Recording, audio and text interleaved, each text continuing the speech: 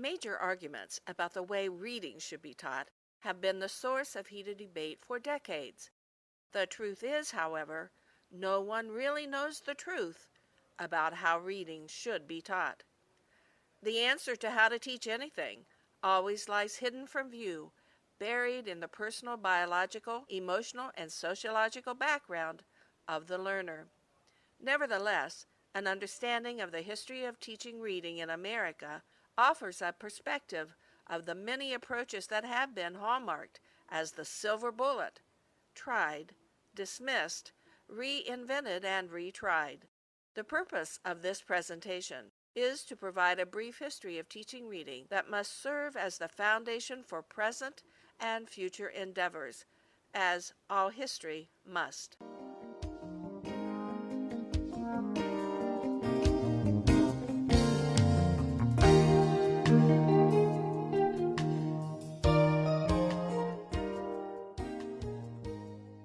In the beginning, during the latter part of the 19th century, instruction for beginning readers stressed the teaching of the ABCs.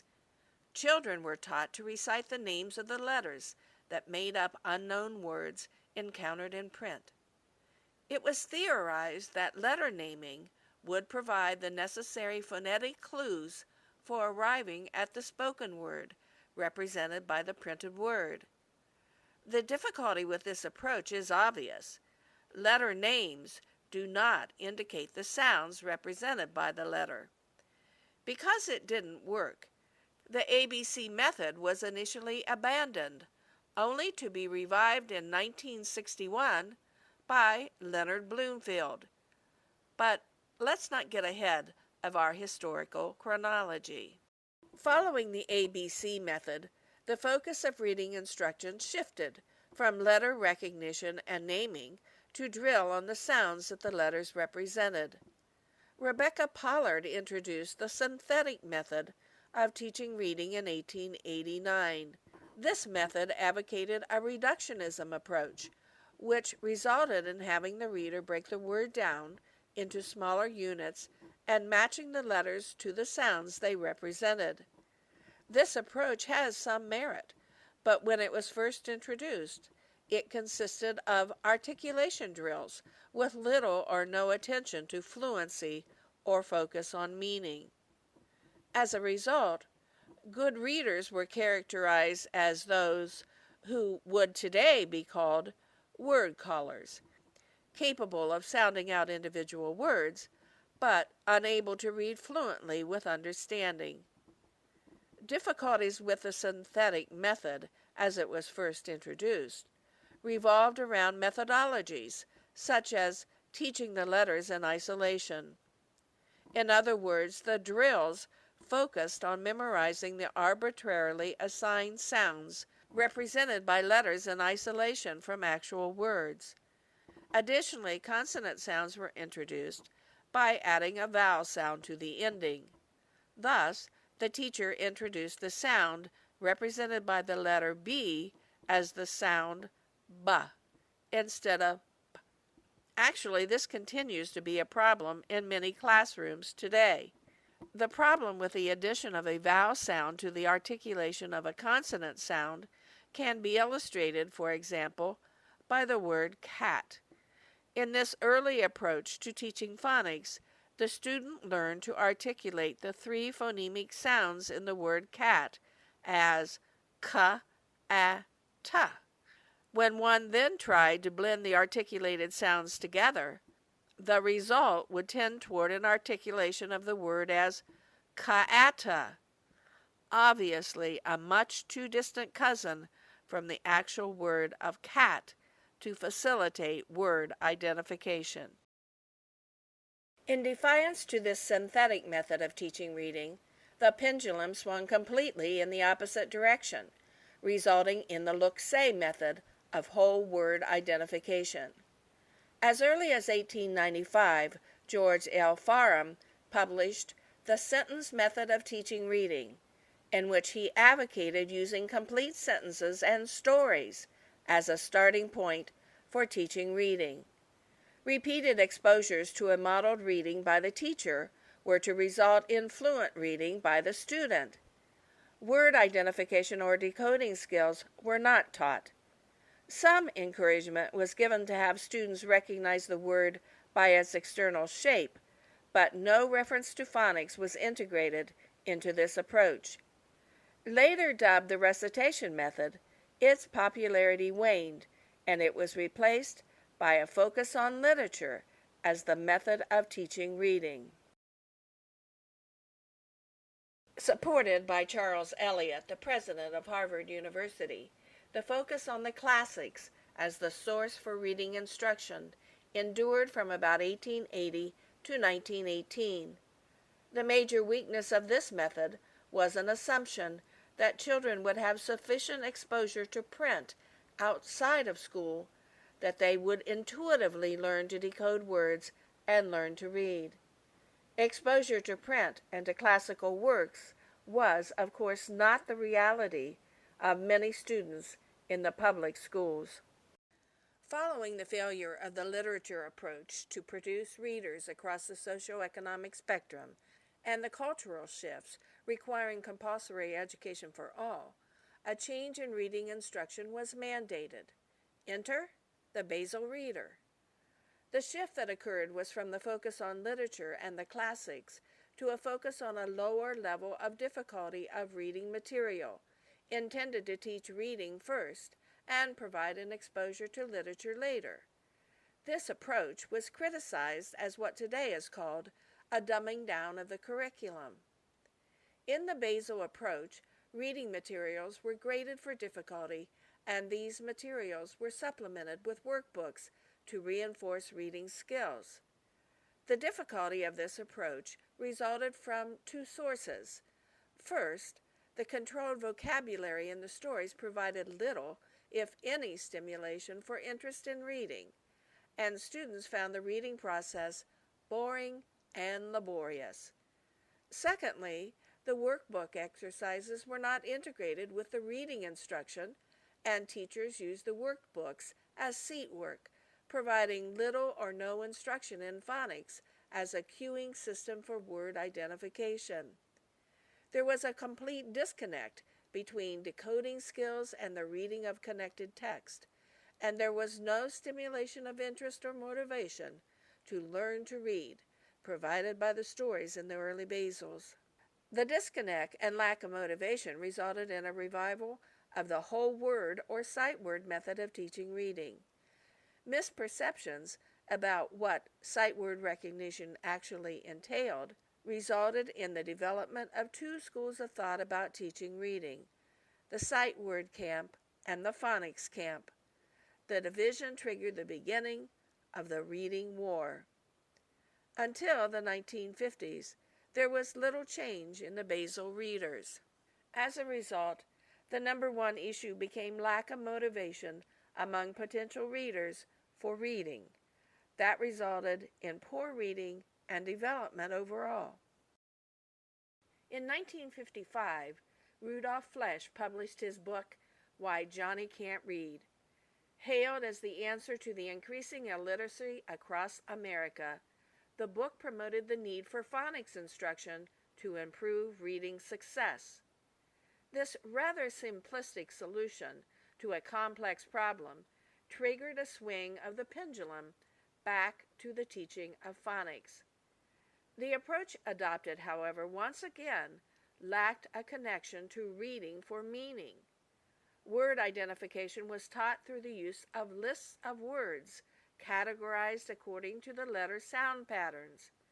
Unfortunately, the failure of the sole use of word lists as the major means of teaching word identification became quickly apparent, and new materials such as flashcards, workbooks, and tape recorders were added to reading programs. New initiatives focusing on decoding skill development flooded the schools. Of particular note during this time was the introduction of the initial teaching alphabet, ITA, and other linguistic approaches to reading instruction.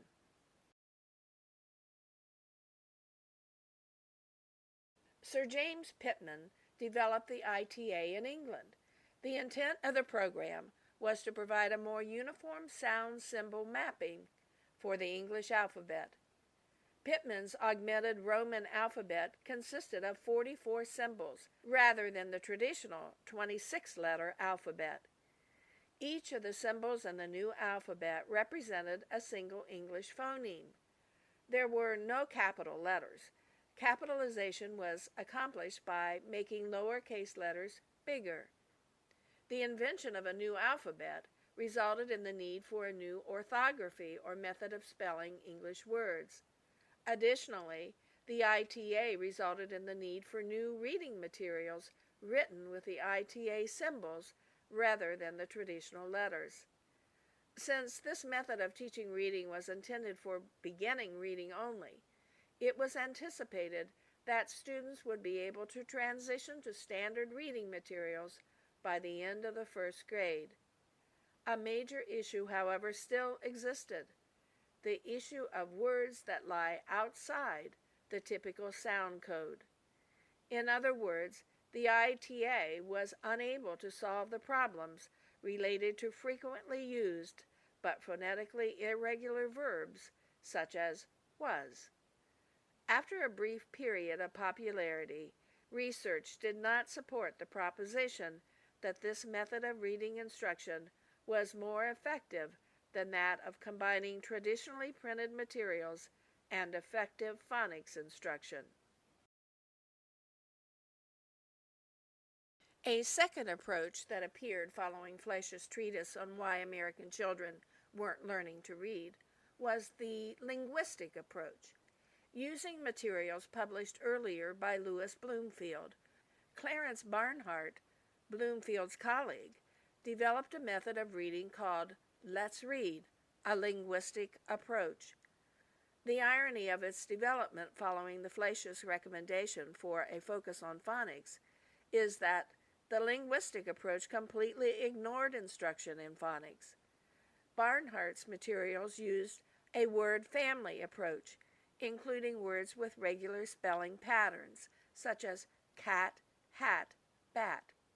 Attention in this method was focused on initial consonants only, but not the sound that the consonant represented, only its physical configuration.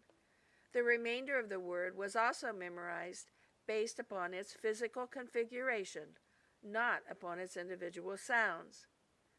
As with other systems that use controlled vocabulary to teach reading, two problems were encountered. First, there are too many irregular words in English that don't fit into a word family. Therefore, these words were unsuitable for inclusion in word family stories. Second, the stories to be read are nonsensical and boring because of the controlled vocabulary. Alongside the more structured approaches to teaching reading, separate philosophies began to flourish, targeting a solution to the lack of motivation for learning to read as a result of contrived and/or dull reading selections. Both the individualized reading and the language experience approaches resonated with many teachers. In these approaches, students are encouraged to select or create their reading material. The integration of reading and writing instruction and the focus on children's literature were the hallmarks of these approaches.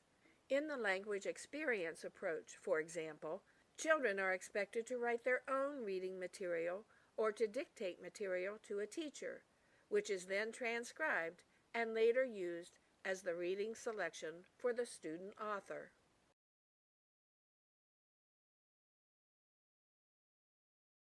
The philosophy, represented by the individualized reading and the linguistic approaches, laid the foundation for the whole language movement.